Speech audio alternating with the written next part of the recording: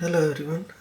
In this video, let's discuss about some of the um, key questions that anyone who is just going to get a Retroid Pocket 2 Plus or any other retro console to get into gaming or retro gaming has, which is not really addressed in any other video. So the first thing that comes to anybody's mind is what is the actual cost of getting into, right? So if I get Retroid Pocket 2 Plus, will I be able to start gaming right away? Um, so this can also apply to any console, like if you are planning to get anything else, even if you are planning to get Steam Deck, right? What you actually need to start enjoying the device and start into real gaming. So as I said before, the Retroid Pocket 2 Plus only comes with just a charging cable and nothing else. The box has nothing except a USB to Type C, USB to Type um, A, the normal USB to Type C. That's the only thing it comes with. But um, you can plug into any computer or any old charger that cable, and you can charge it. But that's the only thing that comes with it, right?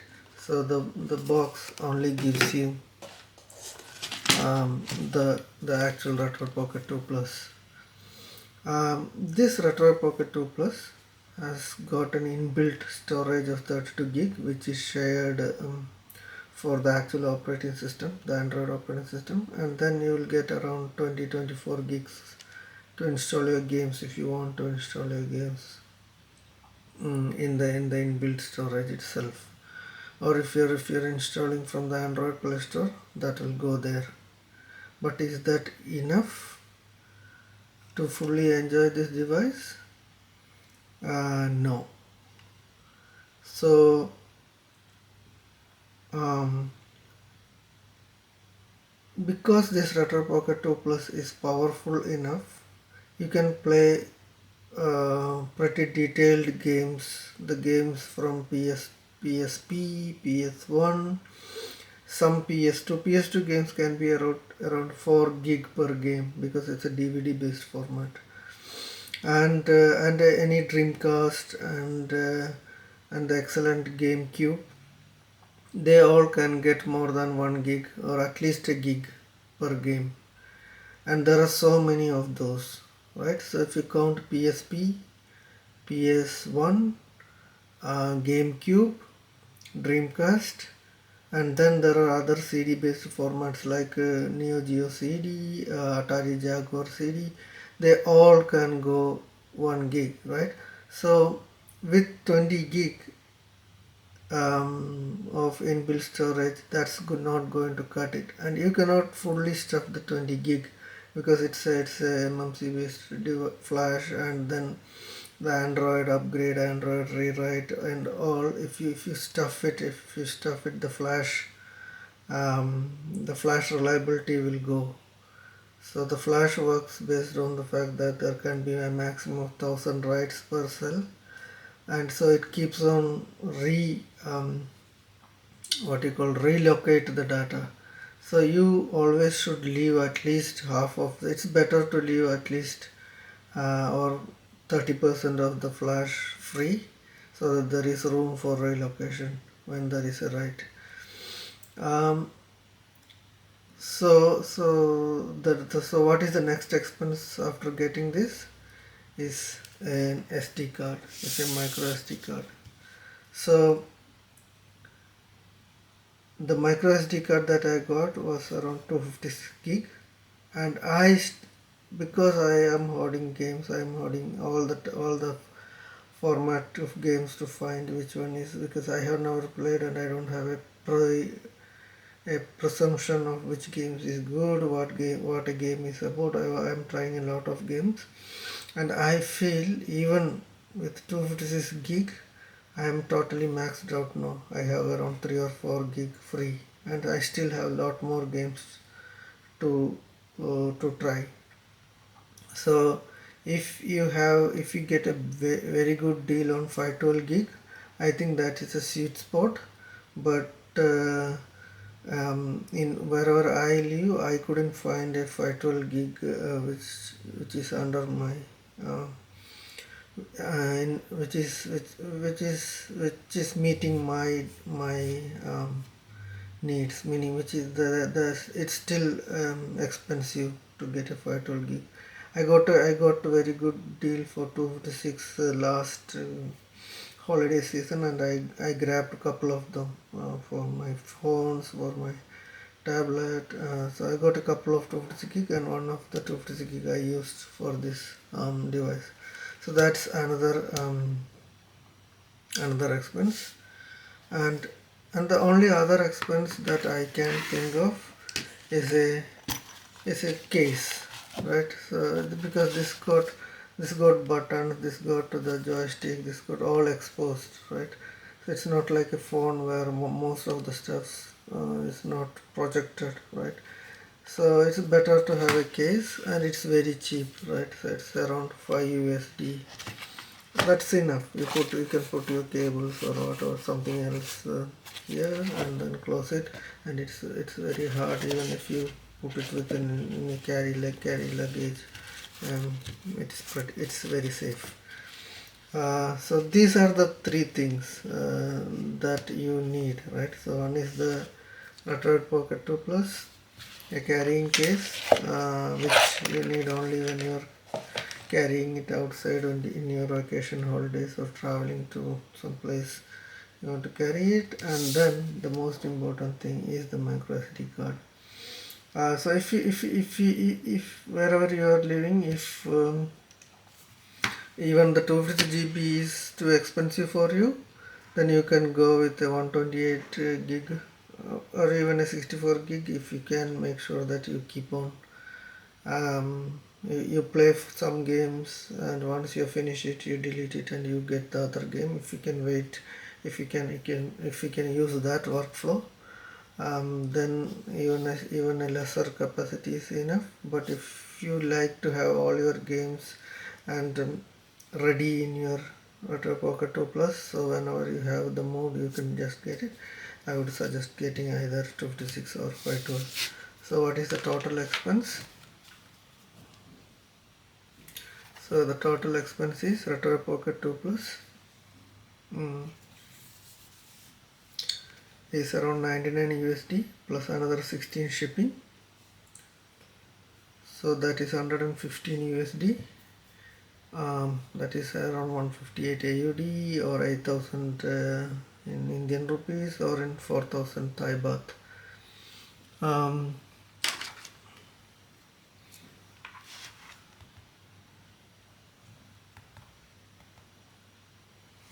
The carrying case is just 5 USD or 7 AUD, 350 INR or 175 Thai baht. 256 micro SD card is 30 USD or 40 AUD or 2000 INR or 1000 Thai baht. So altogether it will be around 115 plus 115 plus 5 is 120, 120 plus 30 is 170 USD. So that will be around 158, 165, 205 AUD or 8,000, 10,000, 10,350 in INR, and almost half of that in Thai baht. So that's the total expense, right? So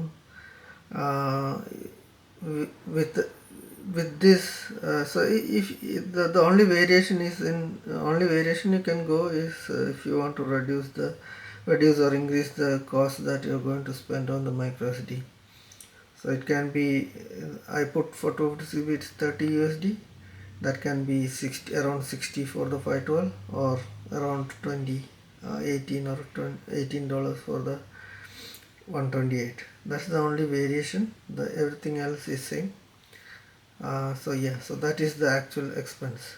Is there any other expense uh, to actually use? The Retroid Pocket 2 Plus has got a Bluetooth, or it has got an actual 3.5 socket, so you can go with either Bluetooth based earphones or headphones, or wired headphones or wired earphones. um, that that anyway you may have, which you got for your phone or tablet, that you can reuse. And the other thing that you may not have, if you are planning to use this as a console with your TV, is a micro HDMI to regular HDMI cable that you need, so that you can. But if you are using like that, I would also suggest to get Bluetooth controller. So I have reviewed a Bluetooth controller recently, which is a very nice controller for around 20 USD. If you even you can get two of those for around 40 USD. You can pair those. You can connect this via the micro HDMI to HDMI TV to the TV, and you can use it just like a regular console, which can play a lot of the console based games, up to even up to PS2. If you're doing like that, the the resolution can only go up to 640 by 480 when I tried connecting through micro HDMI.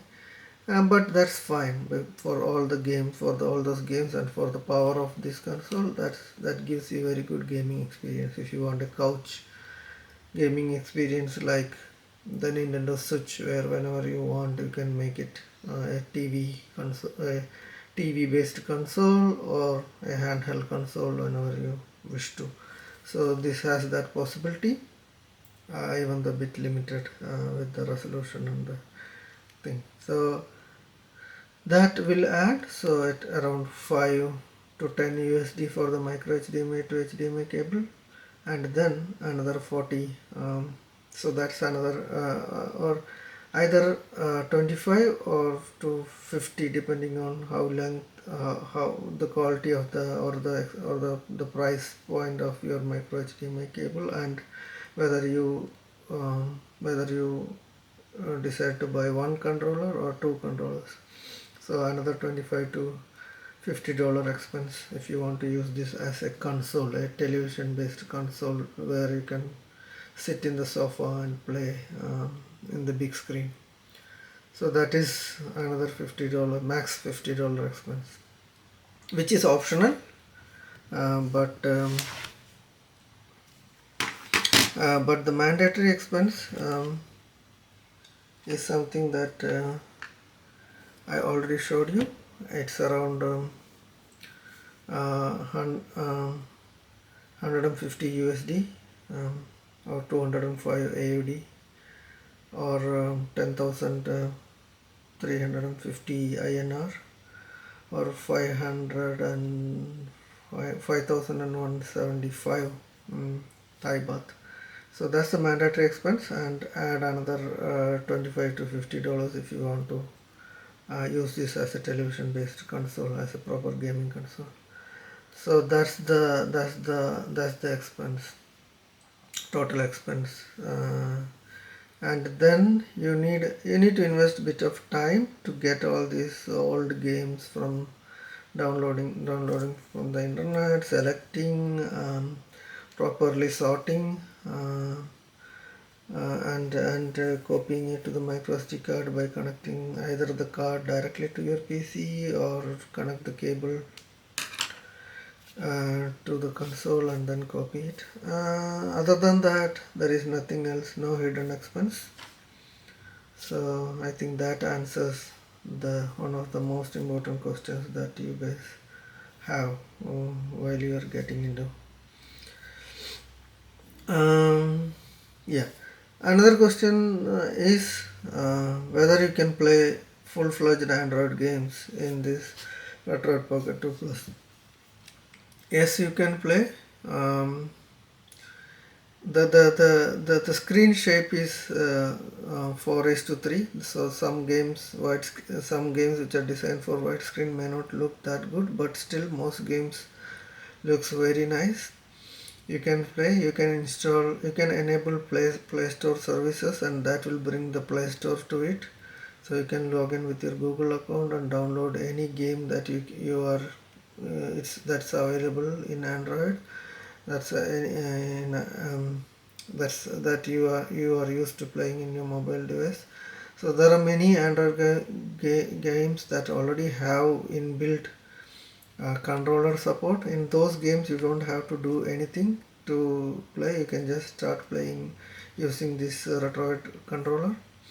For games which has on screen, um, there is a so if you take if you take any game of that sort, let's say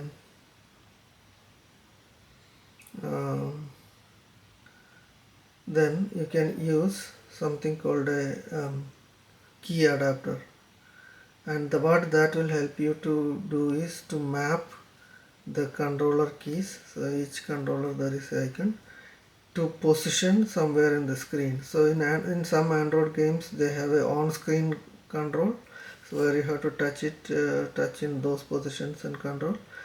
This will do is this will emulate your touch uh, with when you use this control.